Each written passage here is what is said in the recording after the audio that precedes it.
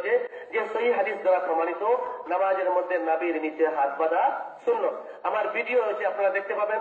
সালাহ পদ্ধতির দলিল নামে ইউটিউবে যদি লেখেন সালাহ পদ্ধতির দলিল, সেখানে বিস্তারিত ব্যাখ্যা দেওয়া হয়েছে। আরেকটি আমার প্রোগ্রাম রয়েছে দি মাদানী শো, দি মাদানী শোর মধ্যে আমি বিস্তারিত ব্যাখ্যা দিয়েছি। আরেকটি প্রোগ্রাম রয়েছে মাদানী একাডেমি নিউ ইয়র্ক, সেখানে আমার বিস্তারিত বিবরণ রয়েছে, আমি বিস্তারিত ব্যাখ্যা যাচ্ছি না। এখন উনি যাকে, তারপরে আমি যখন বললাম যে চ্যালেঞ্জ করলাম যে তোমাদের পক্ষে মোতাবি হাদিসগুলো নিয়ে আসো, কোনো জবাব দিল না। আমি 10টা হাদিস তার পক্ষে নাভির নিচে হাত বাঁধার পক্ষে পেশ করলাম।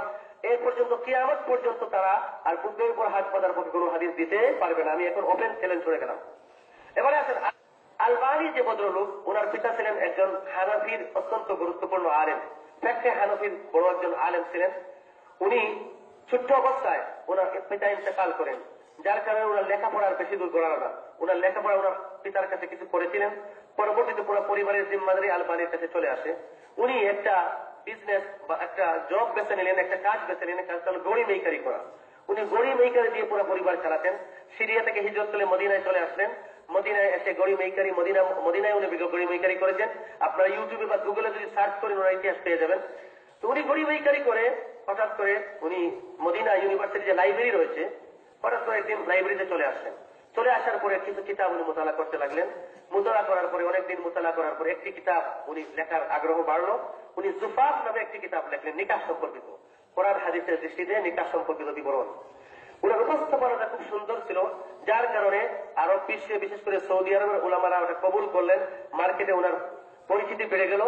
তারপরে আস্তে আস্তে উনি মোতালা শুরু করলেন, নিজে নিজে মোতালা করে উনি বিভিন্ন কিতাব লেখা শুরু করলেন।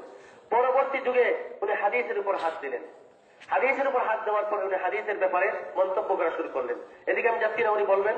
শুধু এতটুকু বলতে চাই যে আমাদের যে ওলামায়ে দেওবন্দের যে সনদ রয়েছে, যে চেইন অফ নারেশন রয়েছে, যে গোল্ডেন চেইন রয়েছে, যে ডায়মন্ডের চেইন রয়েছে, কানেকশন রয়েছে, আমার উস্তাদ নাসির আহমদ খান দেওবন্দি রাহিমাহুল্লাহ তাআলা শাইখুল হাদিস দারুল দেওবন্দ, আমি 96 ইংরেজিতে তখন আমার উস্তাদ ছিলেন, ওনার কাছ থেকে আমি বুখারী শরীফ সনদ পেয়েছি।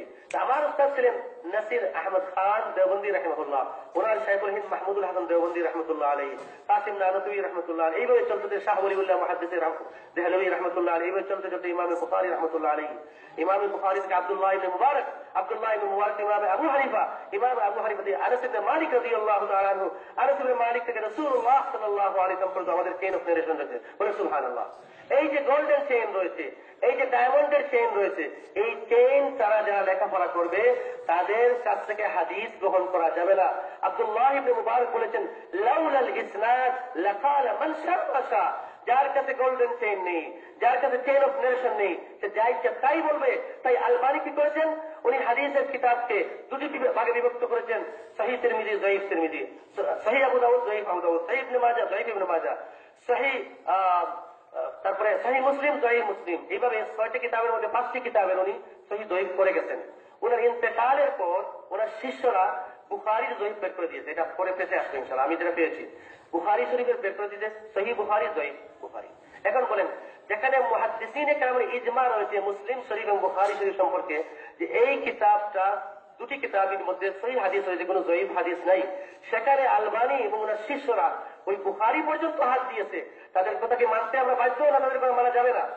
যে বলেন তাদের কথা মানা যাবে কি যাবে না? সুতরাং আলবানীর ব্যাপারে আপনারা সতর্ক হন, মতিউর রহমান বারতির ব্যাপারে সতর্ক হন, বিশেষ করে